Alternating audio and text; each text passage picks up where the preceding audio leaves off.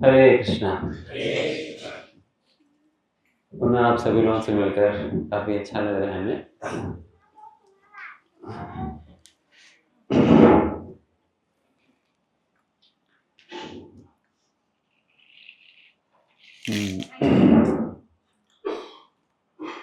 वैसा इस संकीर्तन देश में बैठकर आप सभी संकीर्तन कर रहे हैं एंड वो संकीर्तन में भाग लेने हम भी पहुंच गए।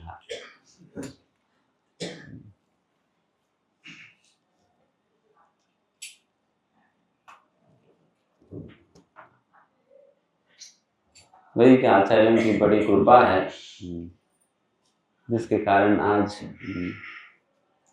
विश्व के कोने कोने पर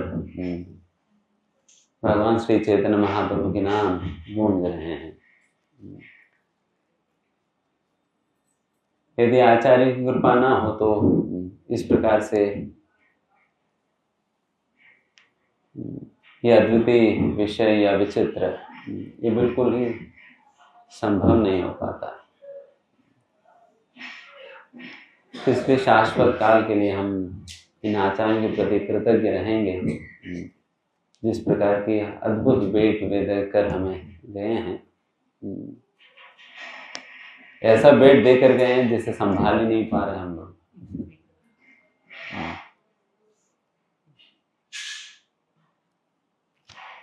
इतना सुंदर भेंट देकर गए एंड ये एक ऐसा भेंट है जो कि जन्म जन्मांतर तक हमारे साथ रह सकती है। मम जन्मनि जन्मनीश्वरे, तो वैसा भेंट देकर गए हैं। इसलिए वैसा आचार्यों की शरणों पर नमन करते हैं। इनकी कृपा से ही हम सभी यहाँ पर उपस्थित है, एकत्रित हुए हैं। निश्चित ही मतलब हम हर क्षण ही उन आचार्यों का स्मरण हमें करनी चाहिए, because ultimately we are all the products of the mercy of these great acharyas. We are all products. हम सभी उन्हीं का कृपा का ही परिणाम स्वरूप हम भक्ति कर पाए। बिकॉज वैसा देखा जाए भागवत मार्ग के अवलंबन करने की योग्यता जो है बहुत विरला ही हम में से कोई उसे मीट कर पाता है।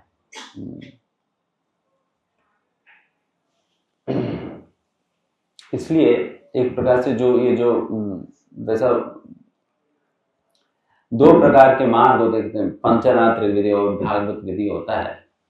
ये जो भागवत विधि के जो मार्ग है ये एक प्रकार से परमहंसों का मार्ग है। परमहंसों का मार्ग है, इसलिए उस परमहंसों के मार्ग पर कौन चलेगा? फिर परमहंस ही चल पाएंगे। तो बताइए, आपने हाथ उठाए, कौन कौन परमहंस है?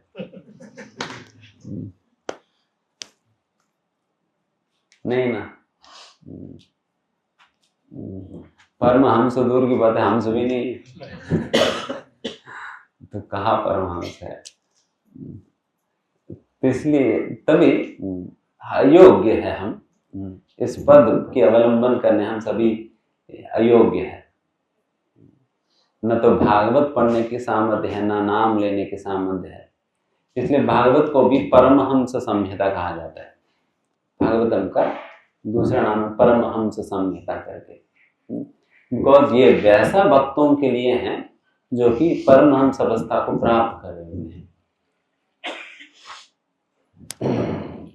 तो हम सभी अयोग्य है। जब अयोग्य अवस्था में कोई विशेष कार्य को जब करने का प्रयास करते हैं, देन वो कार्य हम ठीक प्रकार से नहीं कर पाते हैं ना। अगर मान लीजिए कोई 10th क्लास की पास आउट है, उनकी इलेक्ट्रिकल इंजीनियर जो कार्य करना है, अगर वो कार्य उनको सौंप दिया जाए, वो बेचारे सही प्रकार से नहीं कर पाएगा, बिकॉज वो 10th ही पास है, उनको क्वालिफिकेशन नहीं है। इसलिए फिर वो इंजीनियरिंग वाला जो कार्य कर सकता है, वो कार्य अगर दे भी दिया जाए वो कर नहीं पाएगा। एग्जैक्टली उसी प्रकार से ही हम अपनी अयोग्य होते हुए भी जब हमें इस प्रकार से भागवत दिया जाता है पढ़ने, या नहीं तो नाम जप करने के लिए दे दिया जाता है, हम लोग तो भागवत खोल कर सो जाते हैं, है ना। भागवत खोल कर सो जाते हैं, एंड माला लेते हैं, माला लेकर सो जाते हैं, नहीं तो माला लेकर मोबाइल देखते हैं।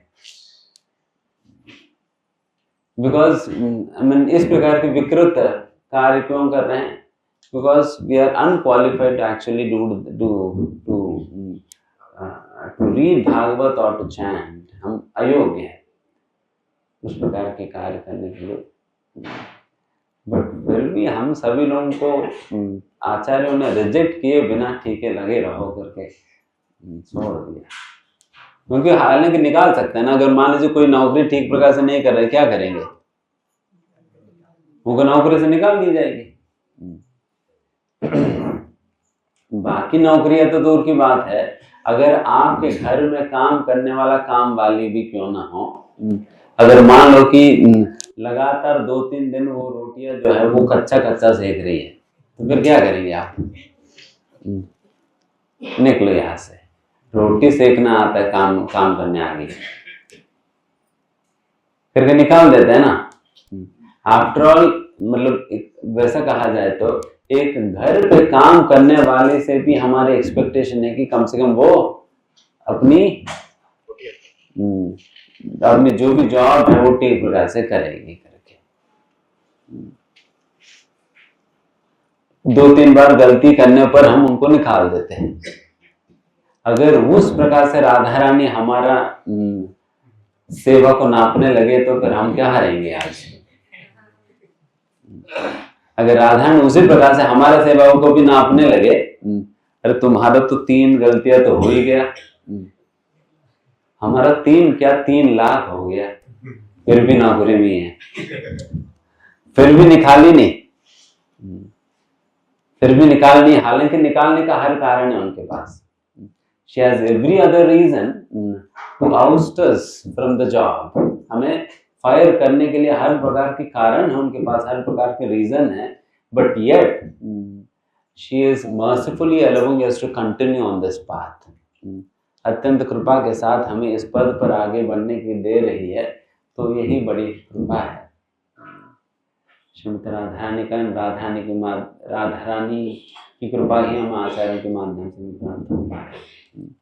तो इसलिए उस प्रकार की कृपा हम सभी लोगों के ऊपर अयोग्य लोगों पे करने के कारण हम उनके प्रति सदा ही कृतज्ञ रहेंगे। तभी हमारा आचार्य एक भजन में गाते हैं,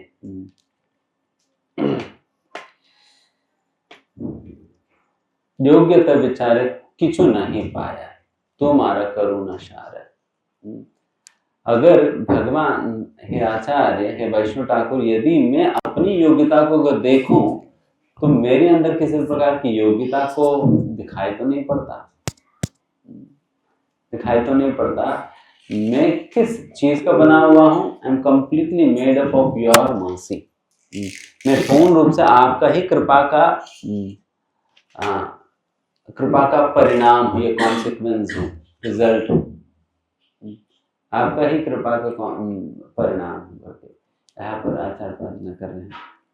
तो this should be the mode, मतलब इस भाव के साथ ही हमें भक्ति करनी चाहिए। इसलिए वैसा आचार्यों को बारंबार नमन करते हैं, फिर बारंबार उनकी स्मरण करनी चाहिए। ये कहते हुए आज हम श्रीमद् भागवतम से एक श्लोक का हम पढ़कर उसे शुरू करेंगे। ये श्रीमद् भागवतम दूसरा स्कंद दूसरा अध्याय 37वां श्लोक है। भागवतम के दूसरा स्कंद दूसरा अध्याय और 37वां श्लोक है।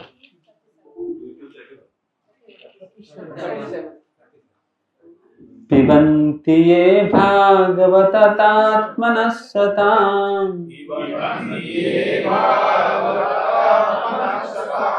कथामृतं श्रवणपुटेषु संवृतं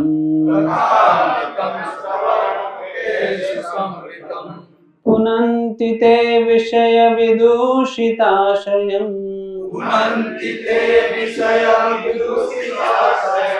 व्रजन्ति तच्चरणसरोरुहान्तिकम्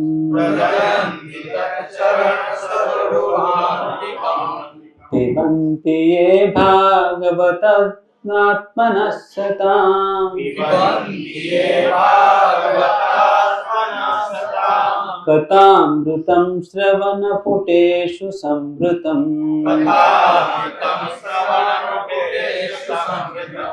पुनन्ति ते विषयविदूषिताशयम् व्रजन्ति तच्चरणसरोरुहान्तिकम् पिबन्ति ये भागवतात्मनः सताम् कथामृतं श्रवणपुटेषु संवृतं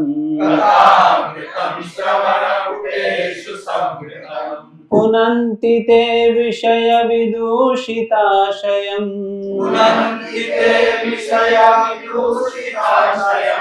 व्रजन्ति तच्चरणसरोरुहान्तिकम्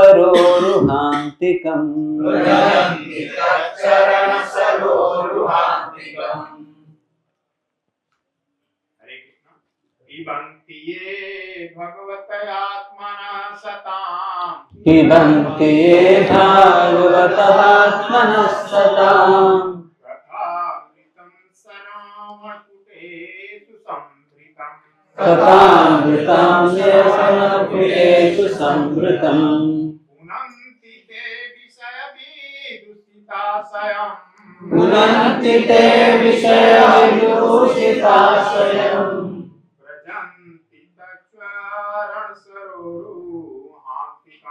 व्रजन्ति तच्चरणसरोरुहान्तिकम्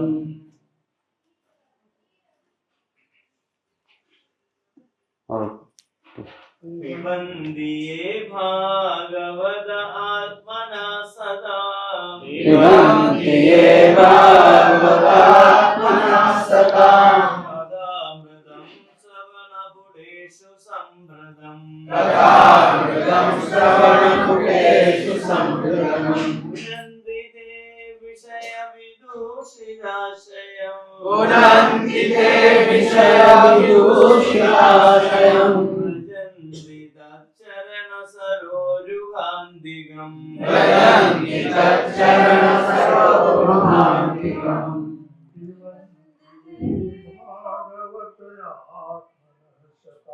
पिबन्ति ये भागवतात्मनः सताम्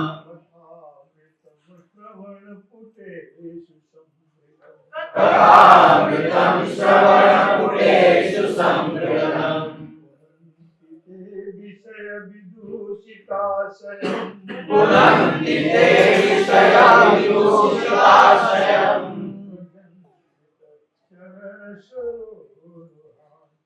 व्रजन्ति तच्चरणसरोरुहान्तिकम् पिबन्ति ये भागवतात्मनः सताम् कथामृतं श्रवणपुटेषु संवृतम् पुनन्ति ते विषयविदूषिताशयम् व्रजन्ति तच्चरणसरोरुहान्तिकम्। इसकी वर्ड टू वर्ड मीन अनुवाद।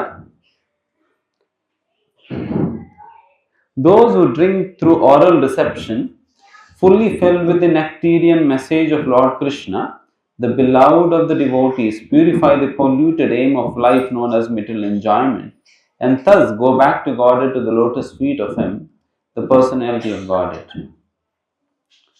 Tatparya. The sufferings of human society are due to a polluted aim of life, namely, lording it over the material resources.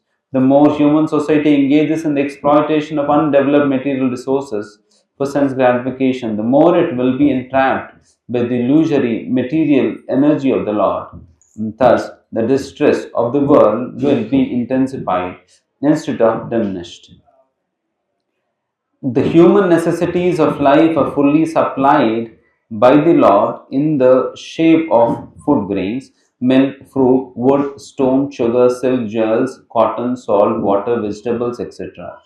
in sufficient quantity to feed and care for the human race of the world as well as the living beings on each and every planet within the universe. The supply source is complete and only a little energy by the human being is required to get his necessities into the proper channel. There is no need of machines and tools or huge steel plants for artificially creating comforts of life.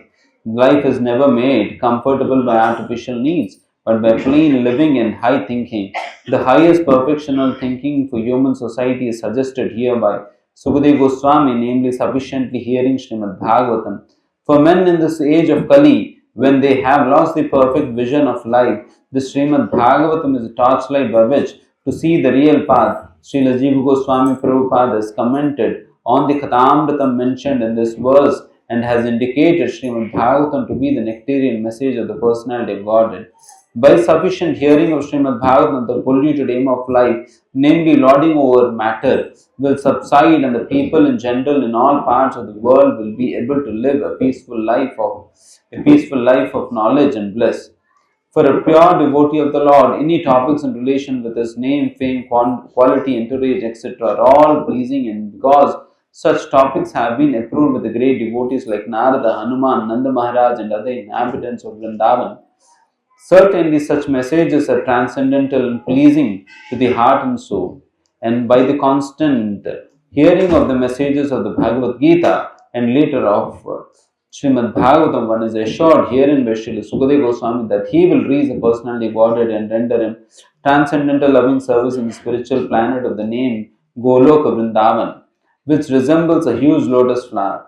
Thus, by the process of Bhakti Yoga, directly accepted as suggested in this verse, by sufficient hearing of the transcendental message of the Lord, material contamination is directly eliminated without once attempting to contemplate the impersonal Virat conception of the Lord. And by practicing Bhakti Yoga, if the performer is not purified from the material contamination, he must be a pseudo devotee. For such an impostor, there is no remedy for being freed from material entanglement. Thus ending Bhaktivinoda the purpose of the second canto, second chapter of Srimad Bhagavatam entitled The Lord in the Heart. Hare Krishna.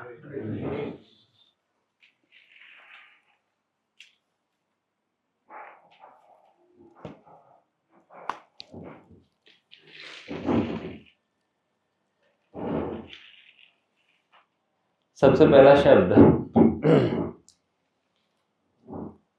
प्रश्न ये है कि पिबंती मतलब क्या है?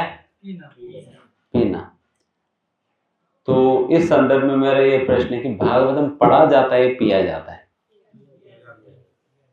अरे भागवतम पीते हैं, पुस्तक को पिएंगे?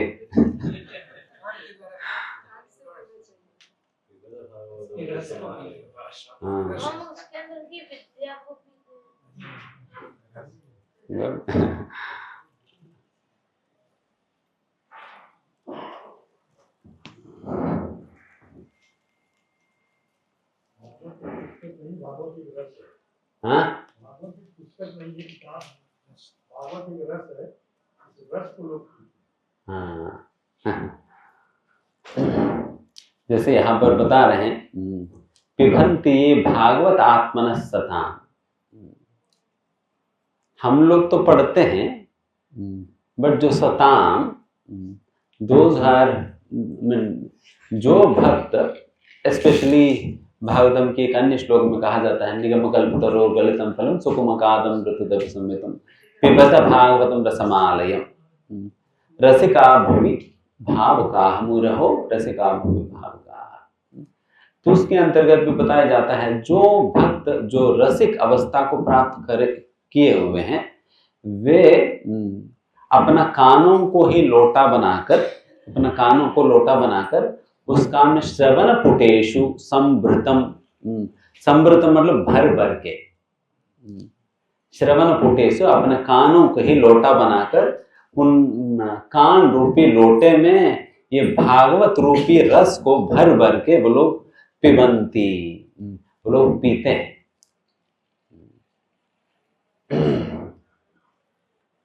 जिस प्रकार से आम रस हम लोग पीते हैं, वो लोग भागवत रस पीते हैं,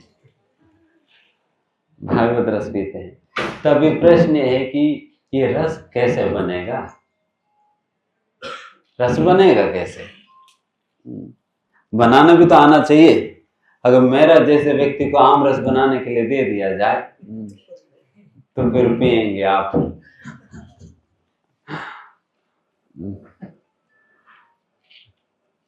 उस आम में 2-3 करेला भी डालकर पीस कर मैं आपको दूंगा तो फिर आप पिएंगे। जिस प्रकार से आम रस बनाना भी तो आना होगा, तभी जाकर फिर वो आम रस बनेगा ठीक प्रकार से, दिन फिर आप पी पाएंगे। उसी प्रकार से भागवत से ये रस निकालना भी तो आना होगा। एंड फिर ये कौन सा ऐसा लोग जो कि भागवत से इस प्रकार के रस को निकालने में योग्य है, समर्थ है, सक्षम है, उनके विषय में कहा जाता है रसिका भुवि भावुकाः। जो रसिक भक्त है वे लोग इस प्रकार से भागवत से इस प्रकार के रस को पी सकते हैं। इसमें ये बात है कि ये रस किस प्रकार का रस बता रहे? कथामृतम, ये अमृत, वैसा अमृत भी नहीं कहा जा सकता है, बल्कि अमृत से कई गुना मतलब उसे कोई कंपैरिजन ही नहीं है। एक समय पर जब सुखदेव गोस्वामी जब कथा कर रहे थे, जब देवी देवताओं को पता चला कि सुखदेव गोस्वामी इस प्रकार से कथा कर रहे हैं, देन देवी देवताएं आ गए सुखदेव गोस्वामी के पास, फिर कहने लगे सुखदेव गोस्वामी एक बात है कि थोड़ा सा हम लोग बार्टर सिस्टम करते हैं। हम अपने स्वर्ग की अमृत जो है 10 लोटे भर के हम देंगे, आप अपने भागवत की रस 1 ग्लास में पिलाना।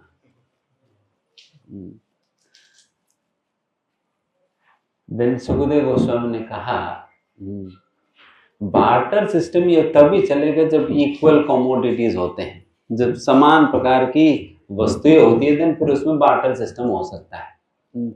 ये भागवत रस के और तुम्हारा स्वर्ग का अमृत का कोई कंपैरिजन ही नहीं है, कोई कंपैरिजन ही नहीं है। तो इसलिए ये एक्सचेंज ऑफर नहीं चलने वाला है। तुम्हारा अमृत तुम ले पी लेना, हमारा अमृत हम ही पिएंगे।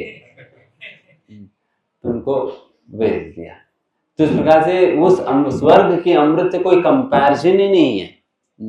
भागवत जो कथामृतम जो बताए जा रहे, इस अमृत का कोई मतलब उस अमृत से कोई तुलना ही नहीं हो सकता, बिकॉज असलियत में यही अमृत है, वो नकली अमृत है, वो नकली अमृत है। बिकॉज ये वो सारे अमृत पीकर भी तो देवी देवताओं को असुरों का डर बना रहता है। वो अमृत पीकर भी देवी देवताओं को असुरों का डर बना रहता है। एंड वो अमृत पीकर भी इंद्र कितने सारा तकलीफ झेलते हैं, एंड फाइनली उनके समय समाप्त होने पर उनको पूरा स्वर्ग वर्ग छोड़कर उनको अगले योनि में प्रवेश करना ही पड़ता है, इंद्र भी क्यों ना हो। वैसा इंद्र भी एक समय पर तो सोर बन गया था ना बेचारे। एक बार कोई गलती करने पर उनको शाप मिल गया तो सोर बन गए थे। जो कौन है? ये अमृत पीने वाला अमृत इंद्र। बट वही अगर कथामृत के पान जो भी व्यक्ति करता है तो उनको इस प्रकार की दुर्गति कभी नहीं हो सकता, कभी नहीं हो सकता है। एंड सही इमोर्टैलिटी अमरत्व को प्रदान करने वाली है यह भागवत अमृत है। तो इसलिए इस अमृत को उस अमृत से कोई तुलना ही नहीं होता। एंड अभी प्रश्न हमने पूछा है कि ये इस रस को कौन निकाल सकता है, ये रस कैसे निकलेगा भी? सबसे पहले रस होता भी क्या है? व्हाट एक्चुअली रसा द वर्ड स्टैंड्स फॉर? केवल हम आनंद के विषय में हम लोग थोड़ा बहुत जानते हैं, बट रस आनंद से बढ़कर विषय है। रस जो है आनंद से भी बढ़कर विषय है। भक्ति रस कहते हैं या वैसा रस भी कहते हैं। रसा is that mellow which is experienced in the course of having a relationship. एक संबंध के आधार पे जो आस्वादन या अनुभूति हमें प्राप्त होता है उसको रस कहा जाता है। इसलिए ये जो रस है वो दो लोगों के बिना तो नहीं होगा, बिकॉज रिलेशनशिप तभी संभव है जब दो लोग हैं ना, तभी रिलेशनशिप होगा। एंड उस रिलेशनशिप के दौरान जो रिलेशमेंट व्यक्ति को मिलता है उसको रसा कहा जाता है, उसको रसा कहा जाता है। एंड उस प्रकार के रस जो है हमें भागवत यहाँ पर बताया जा रहा है कि उस प्रकार के रस पान कौन करेगा फिर? तो इसलिए केवल भागवत पढ़ते वक्त यदि कोई केवल उससे इंफॉर्मेशन निकालने का प्रयास कर रहा है, क्या उनको रस मिलेगा? नहीं मिलता है। जब हम भागवत पढ़ते हैं, one has to involve with the characters of Bhagavat. जब भागवत के अध्ययन करते हैं हम वो जो कैरेक्टर्स के विषय में जब चर्चा हो रही है, one has to involve with the characters of Bhagavatam, then फिर आप उस कैरेक्टर में जब इन्वॉल्व होने लगेंगे, देन उस रिलेशनशिप को आप रिलीज कर सकते हो, एंड तब आपको इस प्रकार के रस मिलेगा, तब आपको ये रस मिलेगा। नहीं तो जब ये रस नहीं मिलता है ना, हमें लगता है कि अरे प्रभु जी आपने पिछले बार ही तो ध्रुव महाराज की कथा दोबारा बता रहे हैं,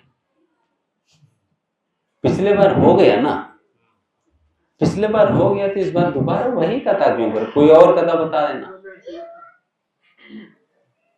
समझ में आ रहा है आपको? तो यहाँ पर ध्रुव महाराज जी का कथा जो है दोबारा रिपीट करने पे व्यक्ति को बोरिंग लग रहा है। एंड वही ध्रुव महाराज जी कथा हमारे चैतन्य महाप्रभु और गदाधर पंडित मिलकर सैकड़ों बार पढ़ चुके हैं। अभी प्रश्न है कि क्या चैतन्य महाप्रभु ध्रुव महाराज जी कथा पता नहीं था? चैतन्य महाप्रभु ध्रुव महाराज जी कथा पता नहीं है या बारंबार भूल जाते हैं? Short memory loss, short term memory है, पढ़ा फिर भूल गया, दोबारा पढ़ने पड़ रहा है, ऐसा तो नहीं ना। It is not that Chaitanya Mahaprabhu को ध्रुव महाराज की कथा नहीं पता है। मोस्टली हम लोग जब पढ़ते हैं, we try to read to know things, जानने के लिए हम पढ़ते हैं। जानने के लिए पढ़ने वालों को जानने के बाद फिर उनको पढ़ने की आवश्यकता नहीं पड़ती है। अगर जानने के लिए पढ़ना है, देन एक बार जान लिया तो फिर दोबारा पढ़ने की क्या जरूरत पड़ी? समझ में आ रही बात? तो इसका मतलब this person is not actually tasting the rasa of the nectar of Bhagavatam. इसका मतलब ये व्यक्ति ये वो रस पान नहीं कर रहा है, वो अमृत नहीं पी रहे हैं, वो केवल वो इंफॉर्मेशन ले रहे हैं, वो जानकारी ले रहे हैं बस। उनको कोई और मैगजीन में जानकारी मिल जाए तो मैगजीन पढ़ लेगा, इसमें ज्यादा इंफॉर्मेशन मिलता है। तो इसमें बात यह है कि जैसा कि ये कैसे होता है मैं बता रहा हूं। जैसा आप सभी को गुलाब जामुन का टेस्ट पता है? पता है ना? कितने लोगों को पता है गुलाब जामुन का टेस्ट? सभी को पता है, सभी को पता है गुलाब जामुन का टेस्ट। तो प्रश्न है कि अभी अगर मैं आप लोगों को गुलाब जामुन दूं, खाएंगे या नहीं? कौन कौन नहीं खाएगा? रोज नहीं खाएंगे। कौन कौन खाएंगे? खाएंगे ना? तभी प्रश्न ये है, गुलाब जामुन का टेस्ट आपको पता ही है ना, फिर भी क्या खा क्यों रहे? Yes, because we are relishing the taste of gulab jamun. We are eating gulab jamun not to know the taste of gulab jamun. हम गुलाब जामुन खा रहे, गुलाब जामुन का टेस्ट पता करने तो नहीं, बल्कि गुलाब जामुन हम खा रहे हैं उसकी रस आस्वादन करने हम खा रहे हैं, बिकॉज उससे हमें रस मिलता है, उस प्रकार के स्वाद मिलता है. We relish eating gulab jamun, so that's why we are eating gulab jamun. And that is how Chaitanya Mahaprabhu is. उनके लिए, चैतन्य महाप्रभु के लिए ध्रुव महाराज जी कथा गुलाब जामुन की तरह है. समझ में आया बात?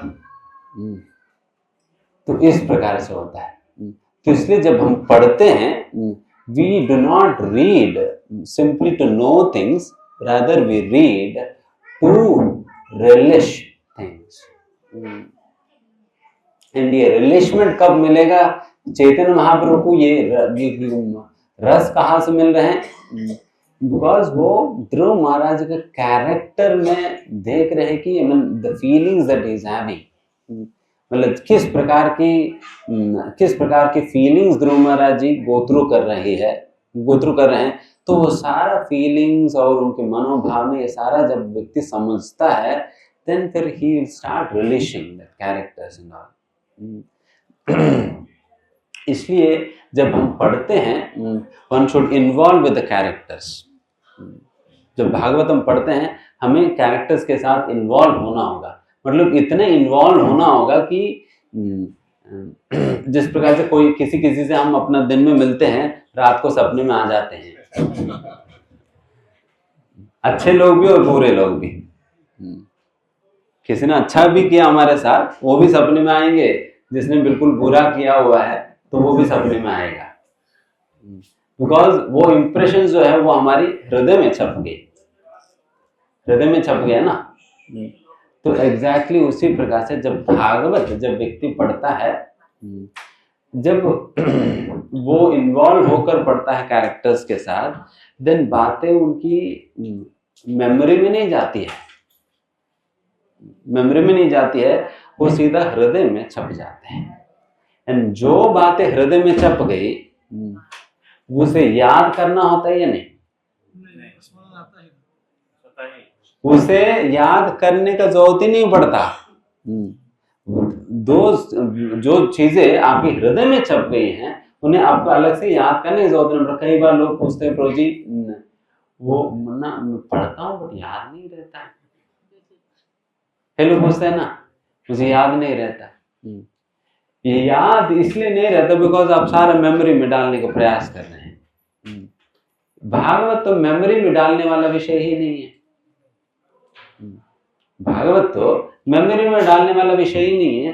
भागवत तो हृदय में उसकी इंप्रेशंस पड़नी चाहिए. When we are reading, उसकी इंप्रेशंस हमारा हृदय में छाप पड़ना चाहिए. जो छाप हृदय में पड़ जाता है, उसको कोई मिटा नहीं सकता. उसे अलग से आपको याद करने की जरूरत नहीं पड़ता. वो स्वतः ही आपको स्मरण आता है. तो उस प्रकार से व्यक्ति को करनी चाहिए. एंड अभी इस प्रकार की इंप्रेशंस कैसे पढ़ेंगे? तो इसके संबंध में यही मैं कहता हूं कि जब व्यक्ति कोई भी विषय सुनते हैं, कोई भी हम बात सुनते हैं ना, ये पढ़ते हैं, पढ़ने के बाद उसे मेमोराइज करने से भी ज्यादा महत्वपूर्ण है उसके विषय में कंटेम्पलेट करना. उसके विषय में कंटेम्पलेट करना, जिसे मनन या चिंतन कहा जाता है. जितना आप मनन चिंतन करते हो उस विषय के बारे में, उतने ही उससे आपको रस निकलेगा. एंड जो रस निकलेगा, then you will start relishing it. समस्या है कि most of the time people keep on hearing and reading, but they neglect और इग्नोर कंटेम्पलेशन. जनरली लोग सुनते रहते पढ़ते रहते हैं, बट उस जो पढ़ा है, जो सुना है, उसके विषय में कभी सोचते नहीं है। इसलिए हमारे शास्त्र में बताई गई है, जो श्रवण की विधि ये तभी पूर्ण होगा जब श्रवण के बाद मनन होता है। श्रवण के बाद मनन होने पर ही श्रवण की विधि पूरा माना जाता है। नहीं तो जो पढ़ा है उसको आपने मनन करके उससे रस अपने निकाला ही नहीं, देन फिर वो मतलब उतना फायदा तो नहीं हुआ ना। ये इसे कंप्लीट प्रोसेस नहीं माना जाता। श्रवण, मनन, निधिध्यासन करके ये 3 स्टेजेस होते हैं श्रवण करने का। श्रवण करने से आपको इंफॉर्मेशन मिलता है, मनन करने से अंडरस्टैंडिंग डेवलप होता है, निधिध्यासन करने से रियलाइजेशन मिलता है। बात समझ में आपको? श्रवण करने से क्या मिलेगा? हाँ, इंफॉर्मेशन। मनन करने से अंडरस्टैंडिंग, और निधिध्यासन करने पे रियलाइजेशन मिलेगा। तो आपको बताइए कि आपकी इंफॉर्मेशन चाहिए या रियलाइजेशन चाहिए? रियलाइजेशन चाहिए ना, तो फिर क्या करना होगा? मनन निधिध्यासन करना होगा। मनन मतलब एक प्रकार से ग्राइंडर में डालकर उसे पीसने के बराबर है। उसे पीसने के बराबर है। जब आप अच्छा से पीसेंगे देन वो रस निकलेगा, रस निकलता है। तो इस प्रकार से जब आप मनन करते हैं, सोचते हैं कोई विषय के बारे में, देन फिर वो एक्चुअली में आपकी अंडरस्टैंडिंग उस कॉन्सेप्ट को लेकर डेवलप होगा। इसलिए केवल और केवल सुनना पर्याप्त नहीं है। एंड तभी हमारे शास्त्रों में ये बात कहा हुआ है कि 100 hours of hearing is equivalent to 1 hour of मनन। 1 घंटे की मनन जो है 100 घंटा श्रवण करने का बराबर है। अब बताओ कौन सा बेहतर तरीका है फिर? आप 1 घंटा मनन करके आप बैठ गए, उसका कितना परिणाम फायदा मिल रहा है आपको? 100 घंटे श्रवण करने के फायदा मिल जा रहे हैं। एंड निधिध्यासन 100 hours of Manan is equal to 1 hour of निधिध्यासन। निधिध्यासन 1 घंटा करने का मतलब क्या है? 100 घंटा मनन। 100 घंटा मनन का कितना घंटा श्रवण हुआ? 10,000 घंटे श्रवण करना। कि 10,000 घंटा श्रवण करने का फल आपको 1 घंटा निधिध्यासन करने पे मिल जाता है। 10,000 घंटे आप साल भर में 10,000 घंटे सुन पाते हैं? साल में कितने दिन है? 365 डेज। उसको एक्स्ट्रा पोलेट करके 500 कर दो। 500 कर दो। अगर 500 के हिसाब से देखा जाए, आपको हर दिन कितना घंटा श्रवण करना पड़ेगा 10,000 के लिए? हाँ, 20 घंटे करना होगा। 20 hours एवरी डे श्रवण करेंगे तो आपको साल भर में 10,000 घंटे हो गए। तब भी एक कौन सी साल वाला है? 500 दिन वाला साल, जो कि एग्जिस्ट ही नहीं करता। फिर भी जस्ट आइडिया के लिए बता। So almost all day long, पूरा दिन भर श्रवण करने के बाद भी आपको वो फल नहीं मिलेगा जो फल 1 घंटा निधिध्यासन करने पे मिलता है। घंटा निधिध्यासन करने में मिलता है। इसलिए वैसे भी अगर कहा जाए, अगर मटेरियली भी अगर देखा जाए, जो सबसे बड़ा वैज्ञानिक इत्यादि जो बने हैं वो केवल पढ़ाकू लोग नहीं, केवल पढ़ते जाने वाला नहीं है, जो सोचते हैं,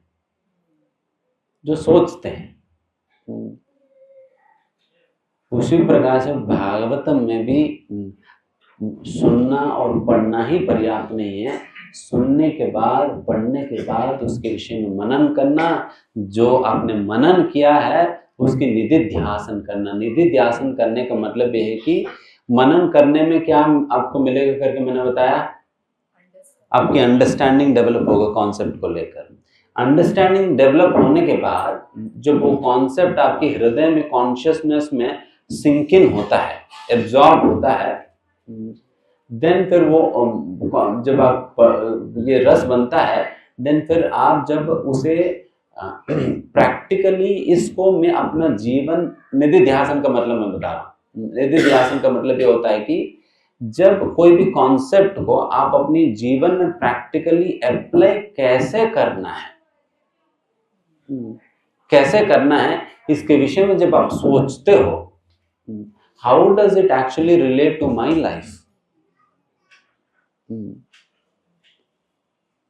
जब इसके विषय में सोचते हैं ये मनन होता है। How does it actually relate to my life and how can I apply this in my life, जब इसके विषय में सोचते हैं ये क्या हुआ, निधिध्यासन हुआ। एप्लीकेशन की बात जब आप कर रहे हैं, निधिध्यासन हुआ। जब इस प्रकार से सोचते हो, यस मुझे अगर इसको प्रैक्टिकली अपने जीवन में अप्लाई करना है तो मुझे अपने जीवन में ये चेंज करना है, ये चेंज करना है, ये परिवर्तन लाना है, जब आप इस प्रकार से प्लानिंग करते हो ना, ये निधिध्यासन हुआ, निधिध्यासन हुआ। एंड फिर उसके लिए मैं आज फॉल्ट फाइंडिंग के विषय में मैंने सुना, फॉल्ट फाइंडिंग के विषय में मैंने सुना, इस फॉल्ट फाइंडिंग टेंडेंसी से, ये दोष ढूंढने की प्रवृत्ति से मुझे अपने आप को बचाना है, तो मैं कब कब दोष ढूंढता हूँ, किस किस अवस्था में दोष ढूंढ रहा हूँ, कितने मात्रा में ढूंढ रहा हूँ, तो फिर मुझे सोचना होगा। देन फिर जब निधिध्यासन में करता हूँ ना, देन फिर मैं सोचूंगा कि ठीक है, अगर मैं तो दोष में हर दिन कितना दोष निकालता हूँ, मतलब सही में he'll start counting। जब निधिध्यासन व्यक्ति करने लगता है, he'll start formulating process, वो अपने लिए प्रोसेस बना लेता है। अच्छा, मैं फॉल्ट फाइंडिंग टेंडेंसी से जब मुझे निकलना है, देन फिर मुझे क्या क्या करना है। सबसे पहला तो मुझे गिनना पड़ेगा कि मैं दिन में कितने बार दोष ढूंढता हूँ किसी का, किसी के दिन में कितने बार दोष ढूंढता हूँ। देन फिर वो सही में गिनती करने लगेगा, बिकॉज जब आप गिनती करेंगे तब जाकर ही आपको पता चले ना कि आपके दोष ढूंढने के स्वभाव नीचे जा रहे ऊपर जा रहे, आपको तभी तो पता चलेगा। आपका गिनती नहीं है, आप केवल हवा हवा में सोचते रहेंगे, मेरे दोष ढूंढने की प्रवृत्ति जो है चलेगी चलेगी करके सोचते रहेंगे, बट जाता नहीं है, जाता नहीं।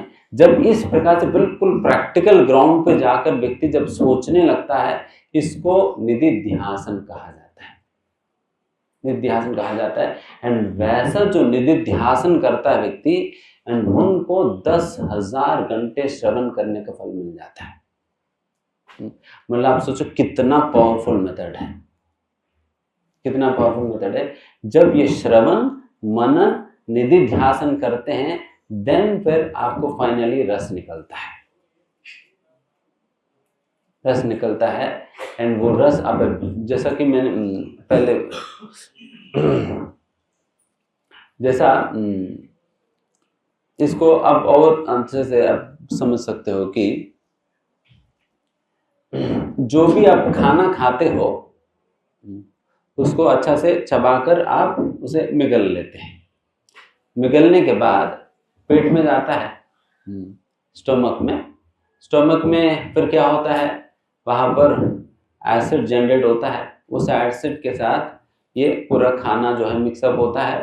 एंड फिर वो एसिड जो है इस पूरा खाने को बहुत छोटे छोटे पार्टिकल्स में ये ब्रेकअप कर देती है। एंड फिर धीमे धीमे देन उसको डाइजेस्टिव जूसेस के साथ मिक्सअप करके उसको पूरा जूस बना देगी। एंड वो जूस जो है जब पूरा हमारी बॉडी जब हमारा इसमें जाता है, इंटेस्टाइन्स के थ्रू जब जाता है, देन फिर इंटेस्टाइन वॉल्स में वो पूरा जूस जो है एब्जॉर्ब होता है, उसमें जो भी नरिशिंग पार्ट है वो एब्जॉर्ब हो जाता है। तो इसमें क्या हुआ, खाना चबाकर निगल लेना ये श्रवण करने का बराबर है। खाना जो खाकर चबाकर निगल लेना ये श्रवण करने के बराबर है। एंड एसिड मिक्स करके उसको पूरा डाइजेस्टिव जूसेस के साथ मिक्स करके उसको उस खाने को जूस के रूप में, रस के रूप में परिवर्तित करना, ये मनन हुआ। निदिध्यासन क्या हुआ, जब इंटेस्टाइन में जाते वक्त पूरा एब्जॉर्ब करता है ना, एब्जॉर्ब करता है ना, समझ में आ रही बात, जब एब्जॉर्ब करता है ना वो निदिध्यासन हो, बिकॉज अल्टीमेटली नरिशमेंट जो है वही से मिलने वाली है, नरिशमेंट जो है वही से मिलने वाली है। कई बार आप लोगों ने सुना होगा कि प्रभु जी खाना खाते वक्त तो प्लेट में पहाड़ बनाकर खाना भरपूर मात्रा में हम खाते हैं, बट कमजोर लगता है।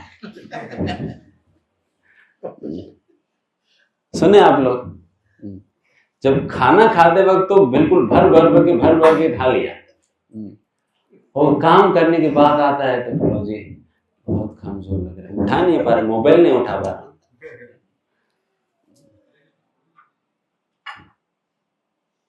तो इसका मतलब क्या हो रहा है, खा रहे हैं, वो डाइजेस्ट नहीं हो पा रहा, पाचन क्रिया खराब है, जिसकी वजह से कितना भी खाएं उसकी कोई फायदा नहीं होने वाली है।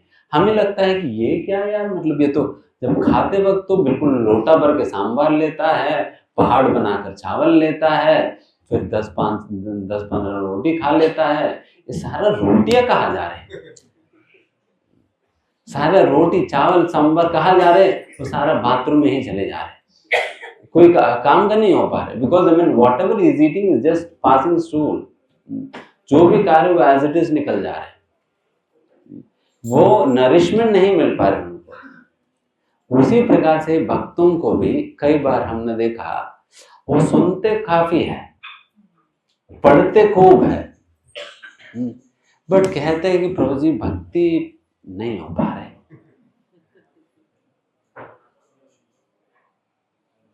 सुनते काफी है, पढ़ते भी काफी है, बट पूछा जाए तो भक्ति नहीं हो पा रहे, कमजोर लग रहे हैं। He is very easily attracted to material sense objects. He is not able to restrain himself.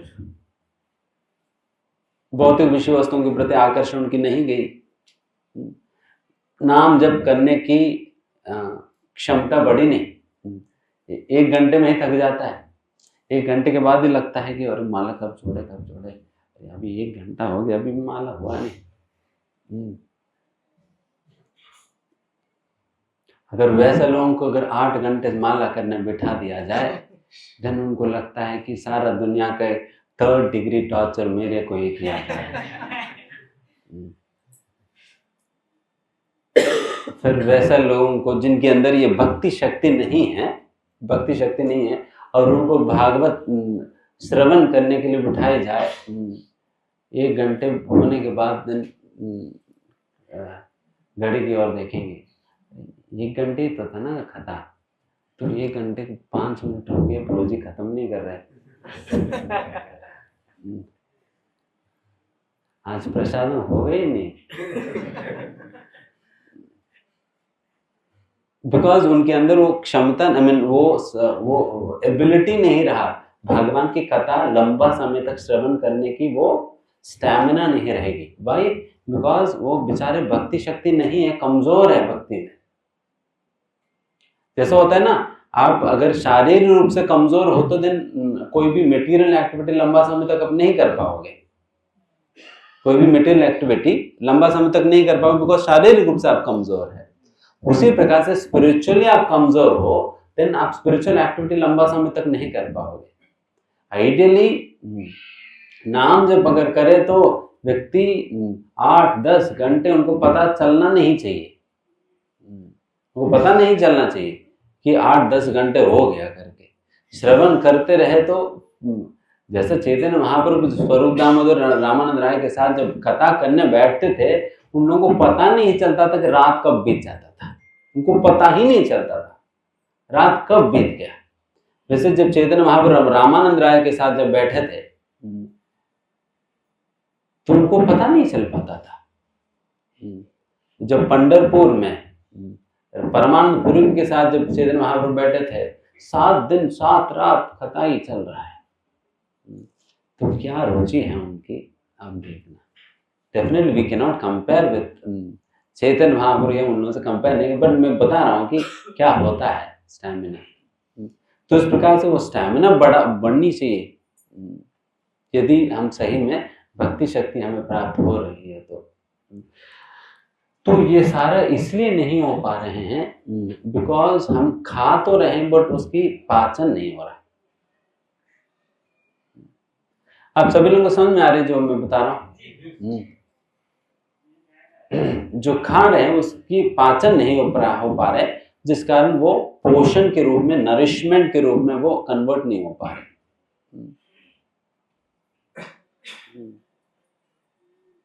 Because भक्ति करने पे 3 चीजें, त्रीणि एक काल मतलब 3 चीजें एक ही समय पर होना चाहिए। तुष्टि, पुष्टि और क्षुद्ध उपासना। क्षुद्ध मतलब भूख। जब हम खाना खाते सबसे पहले क्या होता है? भूख मिट जाता है। भूख की वजह से जो दर्द है वो चले जाती है। उसी प्रकार से जब व्यक्ति भक्ति करने लगता है, क्लेशाग्नि, सारा क्लेशाग्नि शांत हो जाता है। सारा क्लेश जो है वो नष्ट हो जाता है, खत्म हो जाता है। कष्ट जो है वो खत्म, मटेरियल मिजरी नहीं रहता। एंड तुष्टि, पुष्टि। तुष्टि मतलब ये भूख मिट जाता है एंड फिर हमें सेटिस्फैक्शन मिल जाता है, पेट भर गया, मतलब पेट भर गया, सेटिस्फैक्शन मिल जाता है ना खाना खाने पर। एंड तीसरा क्या है? पुष्टि। पुष्टि मतलब नरिशमेंट। नरिशमेंट मतलब पूरा शक्ति को, पूरा शरीर को शक्ति मिल जाता है कोई भी काम करने का, कोई काम करने का शक्ति मिल जाता है। एग्जैक्टली उसी प्रकार से भक्ति के लिए भी ये 3 चीजें आनी चाहिए। अगर कोई सही में भक्ति कर रहे हैं तो ये 3 चीजें आनी चाहिए। उनकी मटेरियल मिजरी जो है खत्म हो जाना चाहिए, क्लेशाग्नि, एंड फिर उनकी तुष्टि, he should be satisfied, and उनको आध्यात्मिक क्रियाएं करने का पुष्टि भी मिलनी चाहिए, पुष्टि भी मिलनी, तब जाकर ये होता है। क्षुद्ध, क्षुद्ध मतलब भूख। हाँ, ये 3 चीजें होनी चाहिए। तो इस प्रकार से भक्ति करने पे यह सारा कुछ संभव हो पाता है सही प्रकार से। तो इसलिए कई बार लोग भक्ति करते हैं बट सही प्रकार से नहीं करने के कारण उसकी परिणाम नहीं मिल पाता है। इसलिए भक्ति करना ही तो चाहिए ही, भक्ति को सही प्रकार से करना और महत्वपूर्ण है। सही प्रकार से करना और महत्वपूर्ण है, नहीं तो ये 3 परिणाम हमें दिखाई नहीं पड़ेंगे। ये समझ में आया सभी को? इस प्रकार से जब कोई व्यक्ति श्रवण, मनन, निधि ध्यासन करेगा, देन फिर ये धीमे धीमे ये रस प्रकट होना शुरू होगा। Then he will start absorbing himself in Bhagavatam. जैसे कभी कभी आप किसी से मिलते हो, जैसे मैंने कहा ना, फिर वो लोग हमारे ऊपर ऐसा छाप छोड़कर जाते हैं कि बारंबार उनकी स्मृति आता रहता है, स्मरण आता रहता है। उस प्रकार से जब भागवत पढ़ते हैं तब वो छाप पड़ जाना चाहिए हमारे ऊपर। ध्रुव महाराज जी की कहानी पढ़ो, ध्रुव महाराज का छाप पड़ जाना चाहिए। Next day when you going for Mangal Aarti, then फिर ध्रुव महाराज जी का वो मतलब वो पूरा चलना चाहिए। नाम जब कर रहे ध्रुव महाराज जी का चलना चाहिए। सही में पढ़ने की यही मतलब है। अगर भूल गया तो सो गया, माला करते करते सो गया, तो फिर ध्रुव महाराज जी कौन सा कहानी पढ़ा आपने? तो गया। सो वैसा तो नहीं होनी चाहिए ना। तो उस प्रकार से भागवत कैसे पढ़ता है? वैसा तो पहला ही सेंटेंस में बता रहा था, थर्ड सेंटेंस में बता दूं, विषय विदूषिताशयम व्रजन, विषय पुनन्ति ते विषय विदूषिताशयम। अभी तक मैं रस के विषय में बताया, अभी तीसरा सेंटेंस में बता रहा हूं, पुनन्ति ते विषय विदूषिताशयम। जब व्यक्ति भगवान के विषय में श्रवण करता है, उसकी परिणाम स्वरूप क्या होता है, उनके अंदर जो गलत इंटेंशंस है, गलत उद्देश्य है, गलत लक्ष्य है, वो गलत लक्ष्य वो शुद्ध होने लगता है। His intentions will be purified, his purpose will be purified, his aim of life will be purified by constantly hearing Bhagavatam. Bhagavatam की ऐसा शक्ति है, इसलिए कोई गलत उद्देश्य के साथ भी क्यों ना हो, यदि भगवान के संपर्क में आता है वो भी अच्छा ही है, वो भी अच्छा ही है। गलत उद्देश्य के साथ भी क्यों ना हो, अगर भगवान के संपर्क में यदि आता है वो भी अच्छा ही, क्योंकि कुछ ही समय में उनकी उद्देश्य जो है वो शुद्ध हो जाएगी। मैं इसका एक छोटा सा उदाहरण बताता हूँ, रियल इंसिडेंट है। पोलैंड में एक भक्त, वो रोज वो बुक टेबल लगाता था।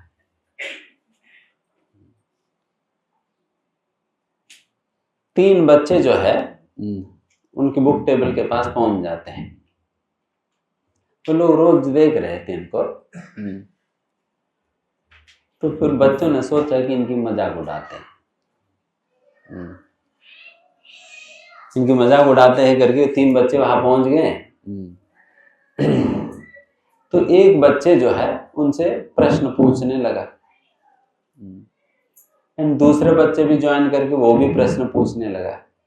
जब ये दोनों बच्चे जो है उनके साथ बातें कर रहे थे, दोनों के बीच में एक्सचेंजेस हो रही थी, उतने में क्या हुआ, ये तीसरा बच्चा, इसने क्या किया, एक भगवद्गीता उठाई और भाग गया, गीता उठाई और भाग गया। देन फिर इस भक्त ने नोटिस किया कि भगवद्गीता लेकर भाग रहे हैं।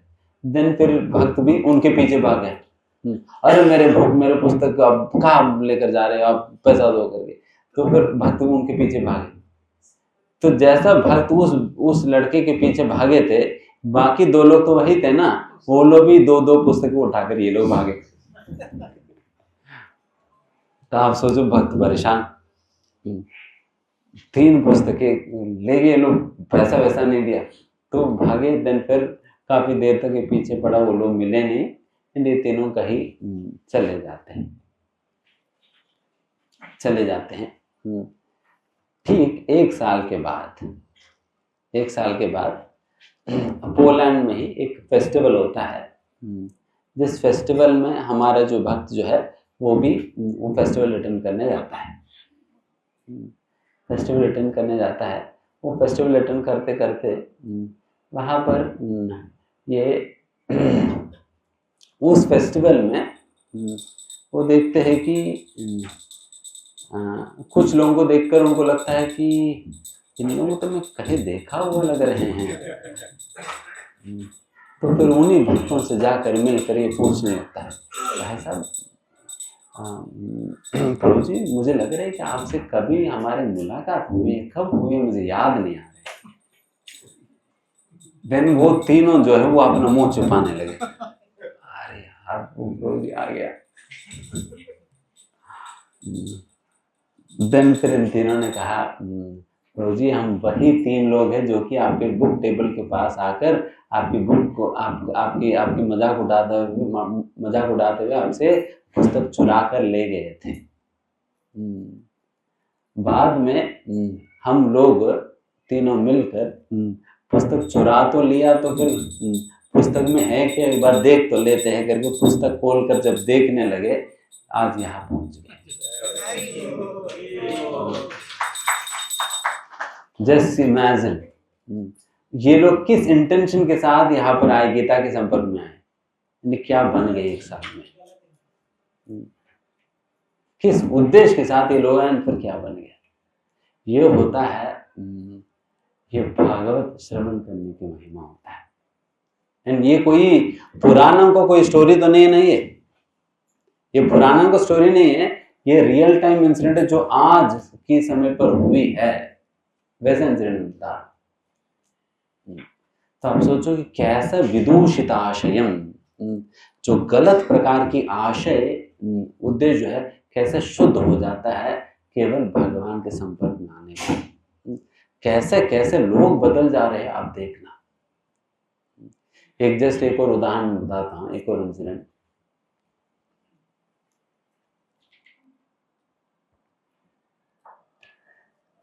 एक बार एक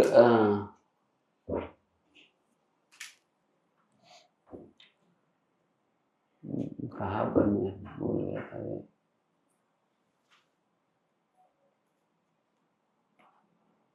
जर्मनी में, शायद जर्मनी में एक लड़की, छोटी सी लड़की, वो अपने मित्रों के साथ मिलकर वो पुस्तकें बांट रही थी, पुस्तकें वितरण कर रही थी। वितरण करते करते वे लोग ट्रेन में चढ़ गए थे। ट्रेन में चढ़ गया और फिर ट्रेन चलने लगा। देन फिर चलते हुए ट्रेन में पैसेंजर्स के पास जाकर ये लोग पुस्तक बांट रहे थे। बांटते बांटते एक क्लास 1 कंपार्टमेंट होता है ना, वैसे कंपार्टमेंट पहुंच जाती है। फिर वहां पर अच्छे बड़े बड़े लोग हैं, फिर उनको पुस्तकें दिखाकर बांट रही थी। एंड उनमें से एक व्यक्ति बड़ा बैंकर था,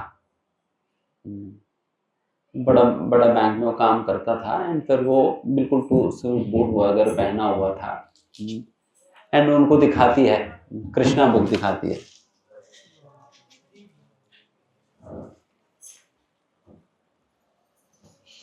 उनको कृष्णा बुक दिखाती है।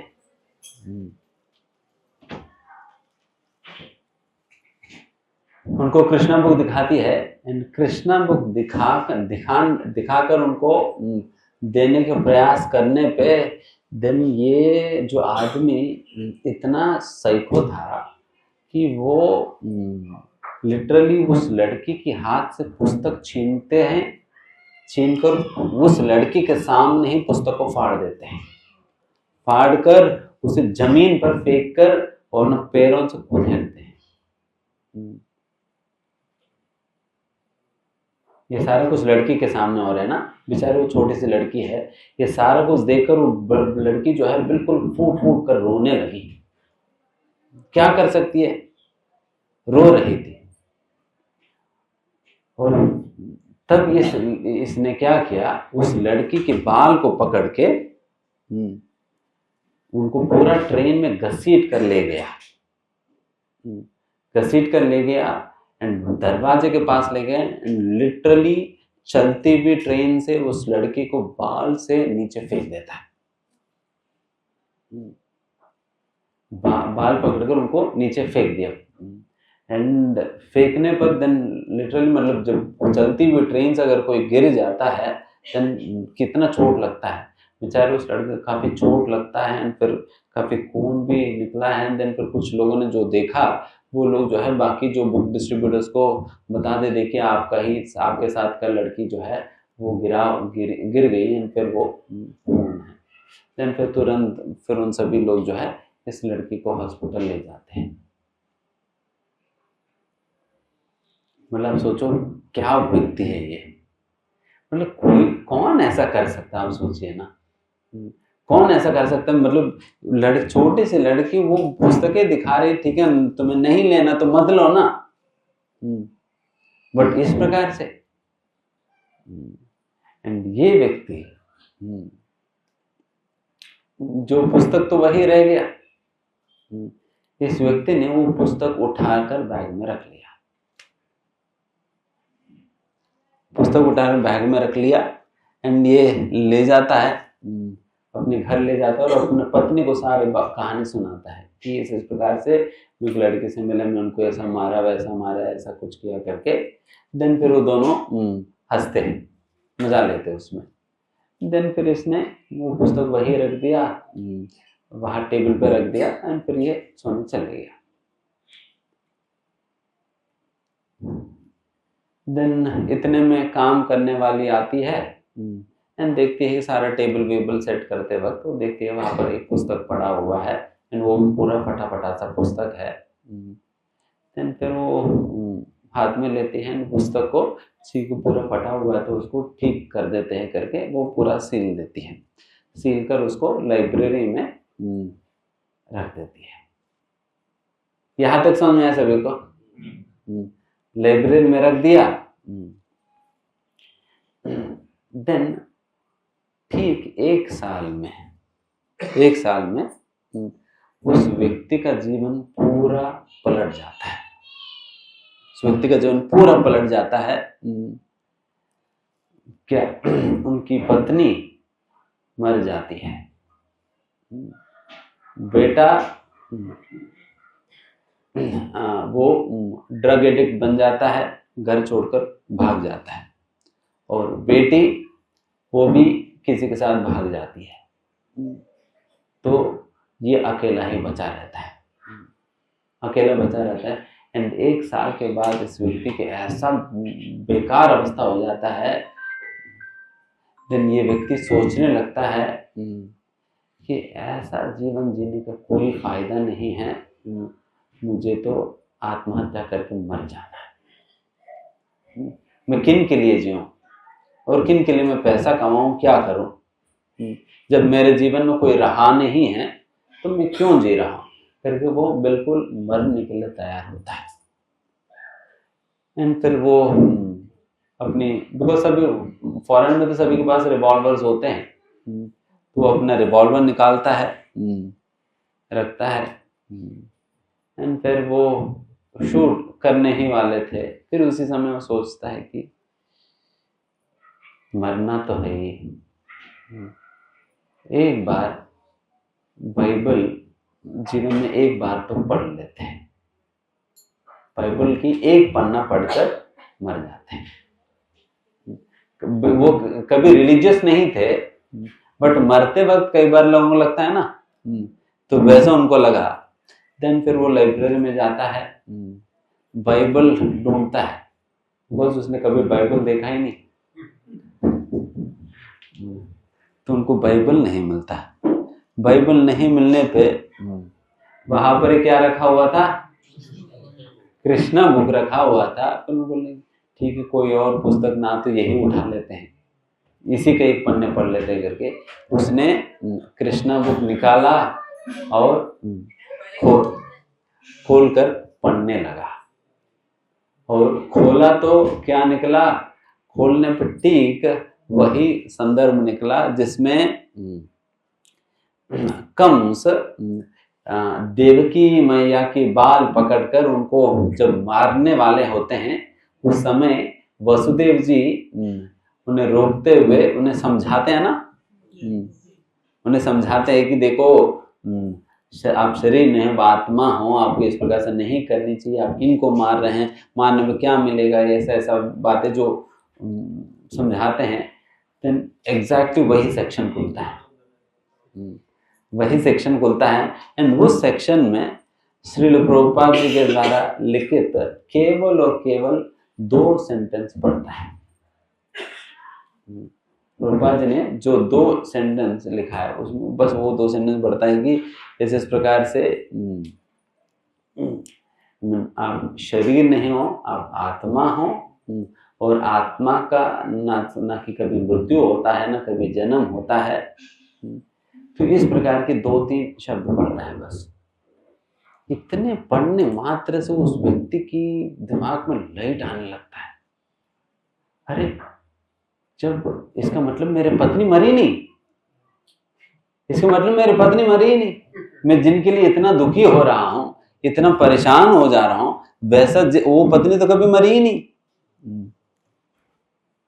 देन फिर इस प्रकार से सोचने लगा। देन फिर उन्होंने सोचा कि जब 2 शब्द पढ़ने पे ही इतना लाइट आ रहे हैं, एक बार पढ़ते हैं। देन पुस्तक खोला एंड पढ़ा, काफी देर तक पढ़ता रहा, तो उनको अच्छा लगा।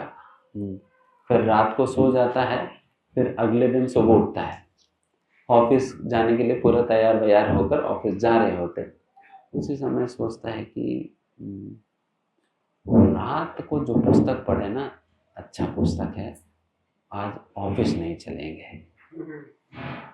तो ऑफिस नहीं जाकर वो बैठकर कृष्णा बुक खोलकर पढ़ने लगता है। ऐसा पढ़ते पढ़ते पढ़ते जो है 3 दिन लगातार वो ऑफिस जाए बिना केवल और केवल कृष्णा बुक ही पूरा दिन रात पढ़ पढ़कर 3-4 दिनों में पूरा कृष्णा बुक पढ़ लेता है।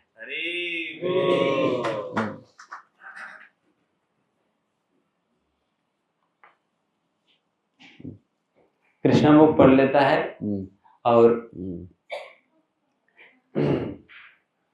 देन फिर पूरा पुस्तक पढ़ने के बाद जब लास्ट पेज आता है ना, लास्ट पेज में जनरली हमारा डिवोटीज वहां पर कोई ना कोई स्टिकर चिपकाते हैं। वहां पर स्टिकर चिपका हुआ था, मंदिर के एड्रेस है। उनको लगा कि अरे यार मतलब मंदिर चलते हैं। फिर स्टिकर उठाया, पुस्तक उठाया, सीधा मंदिर पहुंच गया। सीधा मंदिर पहुंच जाता है। मंदिर में पहुंचकर वहां पर गेट लगा हुआ है। बिकॉज बड़ा धनी व्यक्ति था, बड़ा गाड़ी में आया, फिर वो गेट लगा हुआ है, फिर गेट के बाहर ही वो घुटनों पे बैठ जाता है एंड वो पुस्तक हाथ में लेकर लिटरली फूट फूट कर रोने लगता है। फूट फूट कर रो रहे हैं। जब इतना रो रहे थे फिर टेम्पल प्रेसिडेंट ने सोचा ये कौन है, दरवाजे के अंदर आकर तो रो लेना, बाहर इतना क्या रो रहे हैं। फिर वो दरवाजा खोलकर उनको बोलते कि आप अंदर आ जाओ, क्या हुआ। देन फिर उनको अंदर बुलाते हैं। देन फिर दोनों बैठकर देन फिर ये पूरा कथा सुनाते हैं, देखिए इस प्रकार से ये हुआ है, ऐसा वैसा हुआ है। देन फिर टेम्पल प्रेसिडेंट कहते हैं मतलब आप ऐसा करो, हमारा हर संडे को लव फेस्ट प्रोग्राम होता है, लव फेस्ट प्रोग्राम में आया करो। देन ये बैंकर बड़ा व्यक्ति है, देन तुरंत बड़ा मोटा चेक जो है बना कर देता है। देन फिर टेम्पल प्रेसिडेंट बुलाया लव फेस्ट में आने के लिए। देन उस प्रकार से 1 महीने लगातार हर संडे को आने लगा। देन 1-2 महीने इस प्रकार से आने के बाद 3रा महीने ये बैंकर आकर ये टेम्पल प्रेसिडेंट से कहते हैं सर मैं ऐसा सोच रहा हूँ कि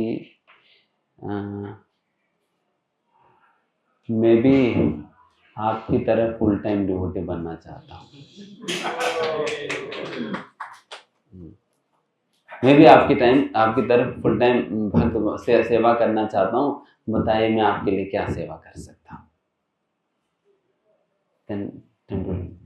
अरे इतना बड़ा व्यक्ति फुल टाइम डिवोटी बनना चाह रहे हैं। देन तुरंत हाँ कह क्या। देन फिर उनको बुलाया, आप बैंकर हो, आप अकाउंट्स देख लेना करके अकाउंट्स की सेवा दे दिया। देन अकाउंट्स रखने लगा। देन मैराथन आया तो मैराथन में उनको बाहर पुस्तक बांटने भेजा गया था। देन पुस्तक वितरण करने में उनको ज़्यादा आनंद आया। तो उन्होंने कहा कि प्रभु जी अकाउंट्स की जगह मुझे बुक डिस्ट्रीब्यूशन करने दो। देन फिर अकाउंट छोड़ दिया, फिर पूरा फुल टाइम बुक डिस्ट्रीब्यूटर बन गया।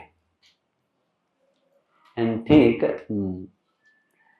कुछ समय के बाद वहाँ पर जर्मनी में एक फेस्टिवल होता है।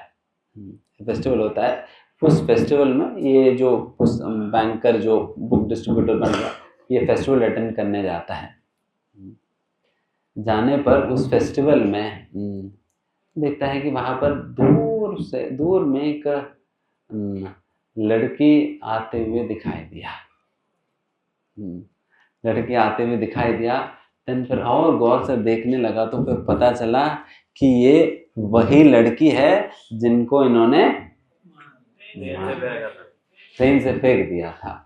तो ये दौड़े भागे उस लड़की के पास पहुंचते हैं और पहुंचकर उस लड़की के सामने घुटनों पे बैठकर फिर लिटरली रोने लगता है। तो लड़की को समझ नहीं आता है कि ये क्या हुआ, ये कौन है, रो क्यों रहे हैं, क्या हुआ, ये इस डिवोटी को मैंने क्या कर दिया। फिर कि वो लड़की सोचने लगी। देन फिर उस लड़के ने पूछा कि आप क्यों कर रहे। देन फिर उसने बताया, देखिए मैं वही आदमी हूँ जिसने आपको ट्रेन से फेंक दिया था। देन फिर उनको याद आ रहे आप हो। हाँ, देन फिर उनको कितना, आप सोचो कितना आश्चर्य लगा होगा कि वही व्यक्ति जो एक दिन उनको बाल पकड़कर खींचकर ट्रेन से जो फेंक दिया, आज वही व्यक्ति तिलक विलक लगाकर, गले में माला पहनकर, धोती कुर्ता में फेस्टिवल में उपस्थित होकर देखकर तो उनको क्या लगा होगा, आप सोच सकते हो। अब मतलब कैसा व्यक्ति क्या बन गया। इस प्रकार के मैजिक कहीं और संभव नहीं होता, केवल और केवल भक्ति में ही संभव है।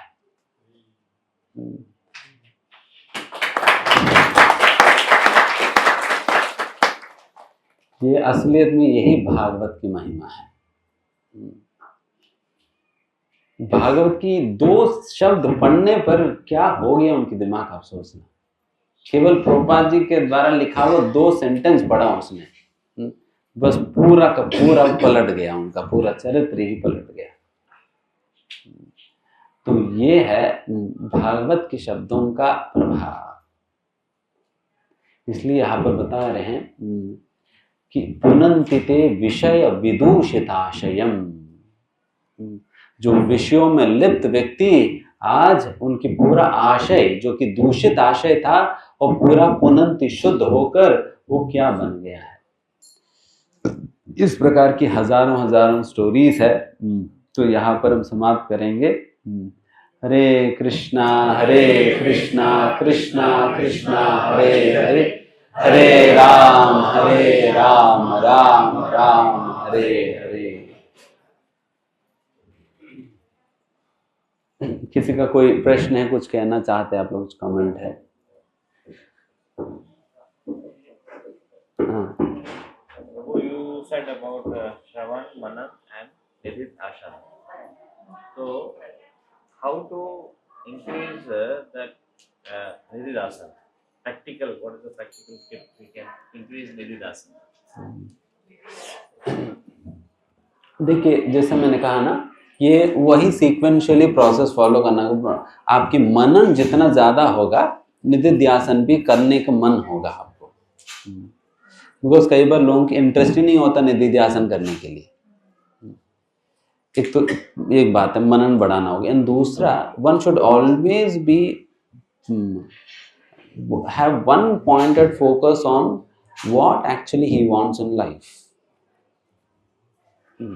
बिल्कुल फोकस्ड होना हो कि मुझे जीवन में असलियत में चाहिए क्या। ये इस पॉइंट में बारंबार हम ऑफ ट्रैक हो जाते हैं। हम अपने आप को वापस अपनी पर्पस के साथ अलाइन करना होगा। पर्पस के साथ अलाइन करेंगे ना बारंबार, देन फिर हो पाएगी। नहीं तो ना हर एक कदम पे हम भटक जाते हैं। एक कदम पे भटक जाते हैं, because there are so many distractions in this world. भक्ति में आने के बाद भी इतने सारे डिस्ट्रैक्शंस आ जाते हैं। कई भक्ति में आने के बाद भी कई सारे डिस्ट्रैक्शन हो जाते हैं। फिर लगता है कि मान लीजिए कि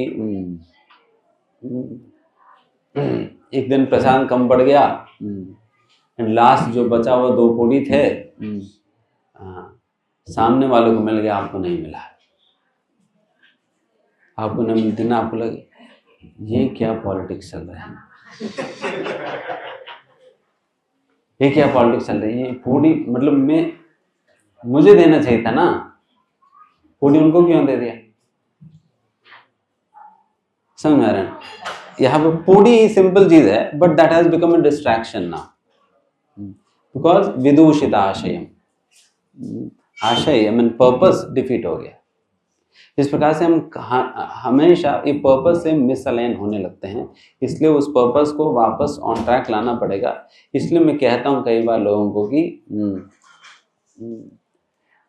actually write down what is your purpose in भक्ति।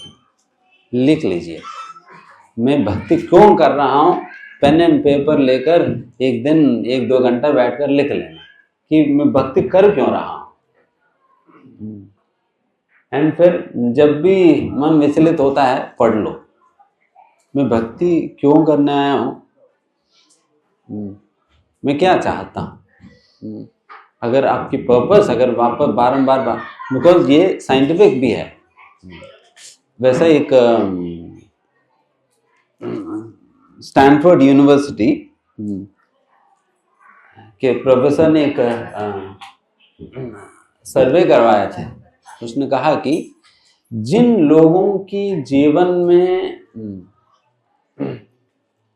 उनके जीवन का लक्ष्य वो पेन डाउन है, मतलब जैसे राइट रिटर्न में उनके पास है, जिनके पास अपना जीवन का लक्ष्य रिटर्न फॉर्म में उनके पास है, उनमें से वही लोग सक्सेसफुल हुए हैं। जिनके पास जीवन का लक्ष्य रिटर्न फॉर्म में नहीं है, वो तो लक्ष्य ही रिटर्न नहीं कर पाया। एंड उसमें से भी जिनके पास एम ऑफ लाइफ भी रिटर्न फॉर्म में है एंड उस लक्ष्य तक पहुंचने का प्लान भी उनके पास रिटर्न फॉर्म में है, देन उनके सक्सेस रेट और ज़्यादा है, सक्सेस रेट और ज़्यादा है। एग्जैक्टली वही हमें भक्ति में भी करनी चाहिए। हमारे पास रिटर्न फॉर्म में हमारी एम ऑफ लाइफ होनी चाहिए एंड अगर हो सके तो प्लान भी बनाया जाए, what are we going to do. मुझे जैसा होता है ना कंपनी में जब इंटरव्यू में जाते हो, कई बार कंपनी में इंटरव्यूअर पूछते हैं कि how do you want to see yourself in the next 5 years down the line, 5 साल के बाद आप अपने आप को कैसे देखना चाहते हो। देन अगर उस प्रश्न के समाधान नहीं बताने पर हमें क्या लगेगा, इसका मतलब इनको कोई प्लानिंग ही नहीं है, ये बस पैसा कमाना था, जॉब करना है तो आ गया। उनको कोई प्लानिंग नहीं, कोई लक्ष्य नहीं, कोई एम नहीं है। जिनके पास लक्ष्य ही नहीं हो तो करेगा क्या। तो इस प्रकार से लक्ष्य होना होगा। इन लक्ष्य को बारंबार पढ़ने पर देन फिर इस प्रकार से जो डिस्ट्रैक्ट डिविएट हो जाते हैं वापस हम अलाइन कर सकते हैं अपने आप को। एंड उस प्रकार से बारंबार पढ़ने पे देन फिर आपकी श्रवण भी देन आपको निधिध्यासन करने का इच्छा आएगी। अच्छा, मुझे तो केवल इन्फॉर्मेशन थोड़ी गैदर करना है। अगर इन्फॉर्मेशन ही चाहिए तो आज तो ChatGPT आ ही गया, उसको सारा शास्त्र देकर ट्रेन कर दो, मशीन लर्निंग, देन उससे प्रश्न पूछ लेना, सारा समाधान मिल जाएगी। अगर इन्फॉर्मेशन का ही बात हो देन ChatGPT अच्छा काम कर जाएगी, तो उससे पूछ कर मैं लिख दूंगा। हमारे भक्ति शास्त्री पेपर सारे उसी से लिख रहे सही लोग आजकल, हम परेशान हो जा रहे हैं। भाई साहब तुम लोग भक्ति शास्त्री कर रहे हैं, बाहर से क्यों आंसर्स उठाकर लिख रहे हैं? आपको क्या लिखना था? You have to be honest, no Bhakti Shastri है। तो वैसा इंफॉर्मेशन नहीं है, rather I want to see a transformed person. If I were to see a transformed person, then I'll have to apply what I'm learning. Then फिर आपकी मन लगेगा नहीं, मुझे पालन करना है, मुझे प्रैक्टिस करना है, देन फिर आप एप्लीकेशन की ओर सोचेंगे। नहीं तो फिर it is like information gathering exercise करेंगे। Practically we have to pause, manan, then relish. It is not like a continuous reading. It's not कि मतलब बस करते जा रहे हमें रुक कर सोचना होता है, कदम कदम पर। जैसे शेर चलता है ना, वो थोड़ी देर चलेगी, रुकेगी, सोचेगी, देन फिर उसके बाद दोबारा चलेगी। इसी को हमारे शास्त्रों में कहते हैं सिंहावलोकनम। वो थोड़ी देर चलती है, रुकती है एंड पूरा एसेस करती है, पूरा सराउंडिंग्स को एंड अपने टारगेट को, अपनी स्पीड को सारे एसेस करके उनको किस प्रकार से चलना है, कितना ऊपर से कूदना है, क्या करना है, वो सारे एसेस करके देन फिर वो अपना नेक्स्ट प्लान बनाती है। ऐसा सिंहावलोकन करनी चाहिए। भक्तिनाथ ठाकुर कहते हैं, भक्तिनाथ ठाकुर कहते हैं सिंहावलोकन करनी चाहिए। इम्पोर्टेंट। Thank you, Prabhu. ठीक है। हरे कृष्णा कृष्णा कृष्णा हरे हरे, हरे राम राम राम हरे हरे। ग्रंथराज श्रीमद् भागवतम की जय, श्री प्रभुपाद की जय। बहुत प्रेमानंद।